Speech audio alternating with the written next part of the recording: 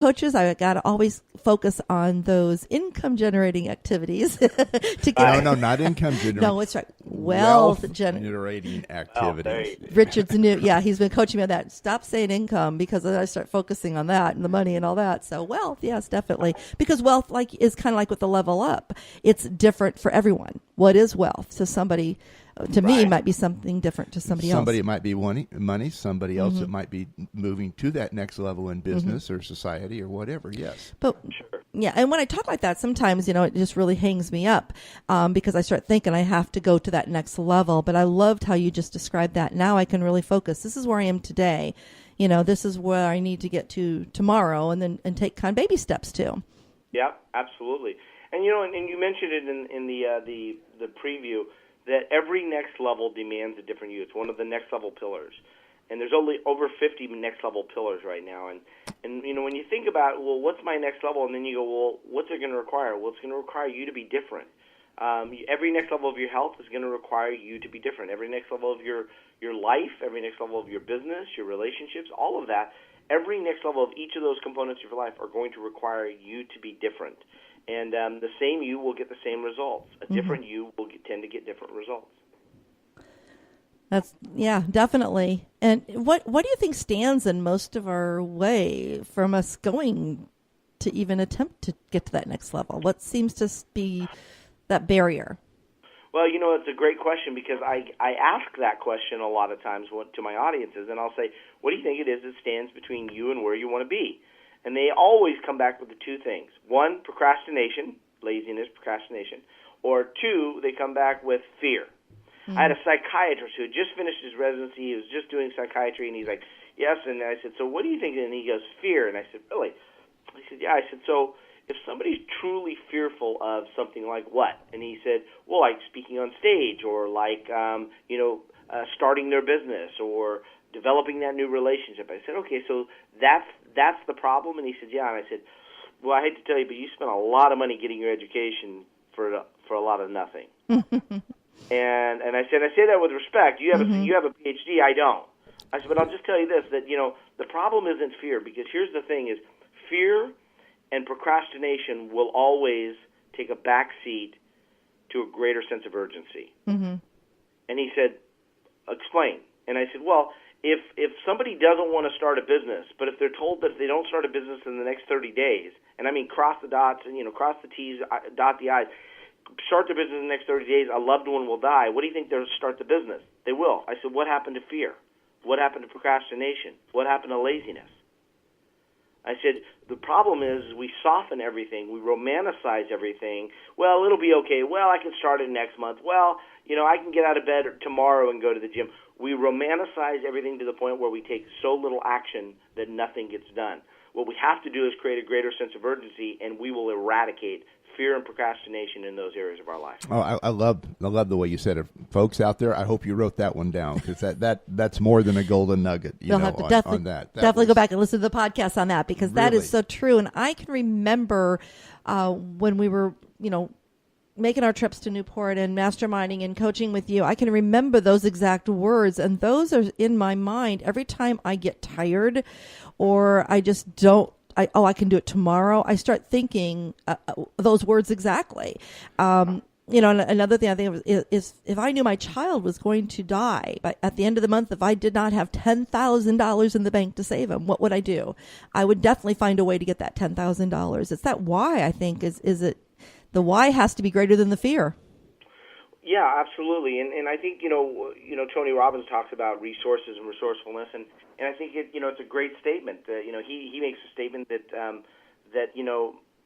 talking about resource and resourcefulness, that most of us are relying on resources when it's really about our ability to be resourceful. Mm-hmm. Take the same scenario. You're going to have to start a business in the next 30 days, or you're going to lose a loved one.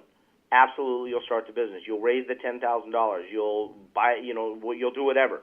Okay, now, a loved one's going to die if you don't grow a third eye in the middle of your forehead. Guess what? Loved one's going to die. Yeah, exactly.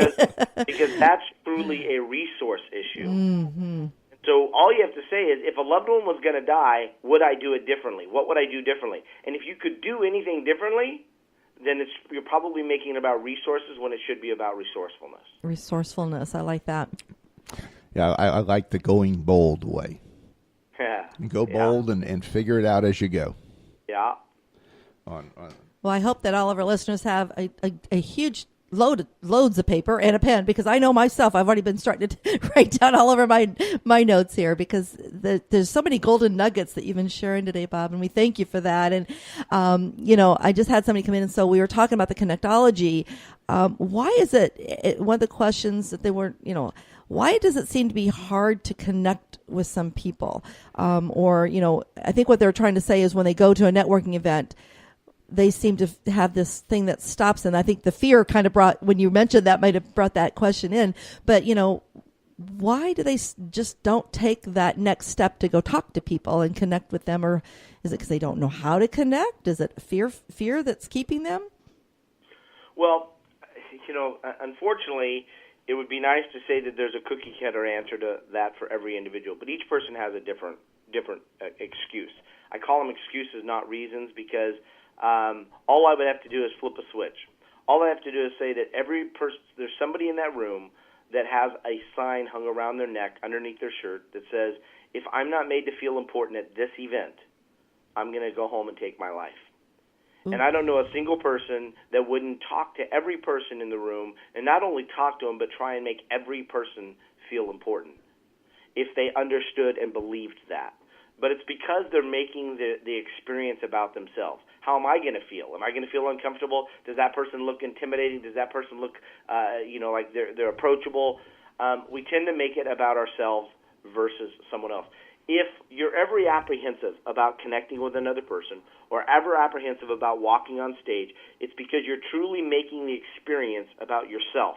What am I going to get? What if I say something wrong? What if they don't like me? We're making the experience about ourselves. Anytime we change it, we start to feel apprehensive or uncomfortable, all we have to do is flip the switch. What if that person is the person that actually needs to look into my eyes and for me to look in their eyes and tell them that I see them? And if we change that perspective, not only in business, but we change that in life, we will change the world. I can't tell you how many times I've looked in the eyes of another person and said, I see you. I see you. And had them just melt. Because it's so long that people have actually looked in their eyes and just said, I get it. I see you. I was speaking at an audience the other day, and I was standing there, and I just looked out in the audience, and I said, I see you. And I looked around the room. I said, I see you, and I see you. And I get it. I get it. You're sitting here with all the wounds, all the things that have been said to you over the course of many years, the abuse, the being taken advantage of, everything. I see it. And I just want to give you a gift right now if you'll receive it. And many of them were already crying. Mm-hmm. And I said, I just want to give you this gift. Will you receive this gift? And they said yes. And I said, here's the gift. On behalf of that person that took advantage of you, that hurt you, that molested you, that abused you physically, emotionally, spiritually, whatever it is, on behalf of that person, do you have that picture, that person's picture in your mind?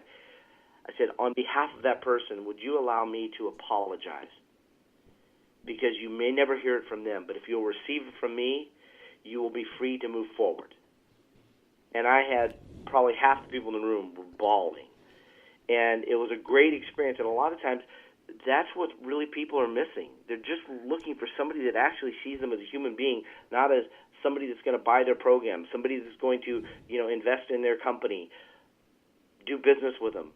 They're looking for connection. I say this all the time. People are starving to death for connection. They are craving it and starving to death. I've never met a person starving to death because they don't know about your business or because they don't know about your business card or because they don't know your story.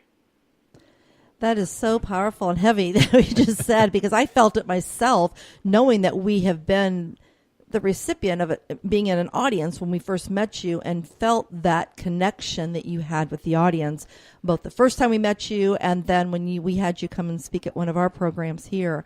I mean, I know how you touch the audience and that you are there for them. You're not there for you. And I've always felt that every time we've talked or met in person.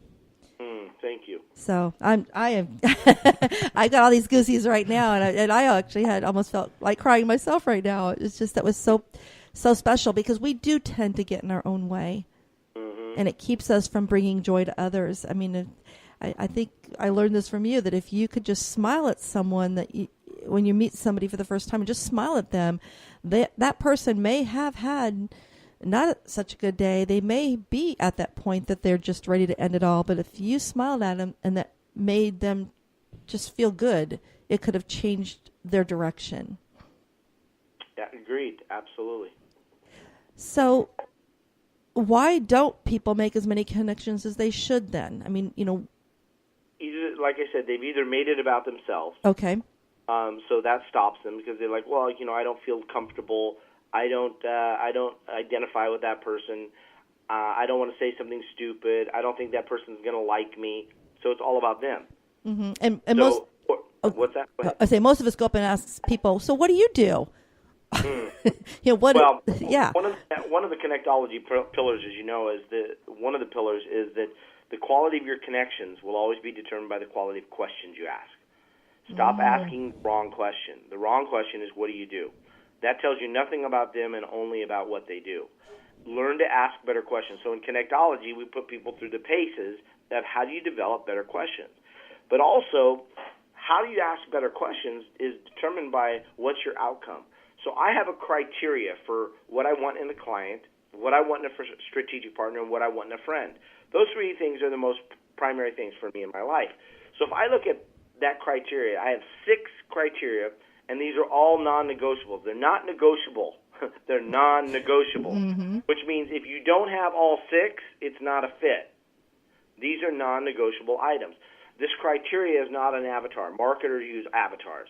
I'm talking about criteria. I'm talking about behaviors and characteristics. So give you a perfect example. One of the things for and I teach this to direct sales organization, I teach it all around the world right now, is how do you develop a criteria to get those right people in your life in any category, and it's by developing the criteria before you need it. So I have a criteria. One of the criteria is open-minded. So if I know that every person that I want in my life needs to be open-minded, then I need to be able to ask questions when I meet people that help me identify whether they're open-minded or not. If I do that when I walk into a networking room and I'm looking for a strategic partner, or I'm looking for a friend, or I'm looking for a client, then all I have to do is develop a great list of a couple of questions that help me identify that. So one of the questions I might ask if I'm trying to find out, I just meet you at a networking event, Richard, and I just meet you, and one of the things that I want to do is I want to stop the question from going down the path that leads to nowhere, and that is, what do you do? It's a very self-serving question first. It's very designed to, you tell me what you do so I can see if it serves me, or you tell me what you can do so I can see if I can serve you, which then turns around and serves me. The bottom line is, if you ask a better question, you get what? A better answer. If you ask a shallow question, you get a shallow answer. I believe that people are striving and starving for meaningful conversation. So what I'll do is I'll walk up to somebody, or as they walk up to me, I'll say, hey, wait. Before we go down the path of, asking the same old question, do you mind if I ask you a better question? Because I really care about who you are, not what you do. I've never had somebody stop me and say, no, I want to be asked the same question everybody else asks. Ever. So here's the question. If I wanted to know if somebody was open-minded, I might say, hey, when was the last time you did something for the very first time? And I'll phrase it just like that, and I'll listen. How they respond is going to be very indicative to me. I asked this the other day, and the lady says, I came to this event. I've never been to an event like this. Oh, my gosh, this is the first time. I talked to somebody else the other day. They said, I went to a soccer match. I've never been involved in soccer, never liked soccer. But I went to a soccer match. It was a great experience. Or they'll answer something like this. Well, I'm a creature of habit. I kind of tend to do the things that I like to do, and I don't really do other things. So I'd have to think about that a while. It's a good indicator. It doesn't mean they're not open-minded, but it's a good indicator that person is probably not as open-minded as I want them to be. So I don't set an appointment with that person. I'm going to ask a couple of more questions and help identify. Maybe they match one of my other characteristics. Maybe they are more open-minded in different environments. So I'm going to ask some more questions, but it's self-identifying to me whether they fit in the tribe or not. Once I can do that, once I've developed the criteria, and it's an art form to create a great criteria.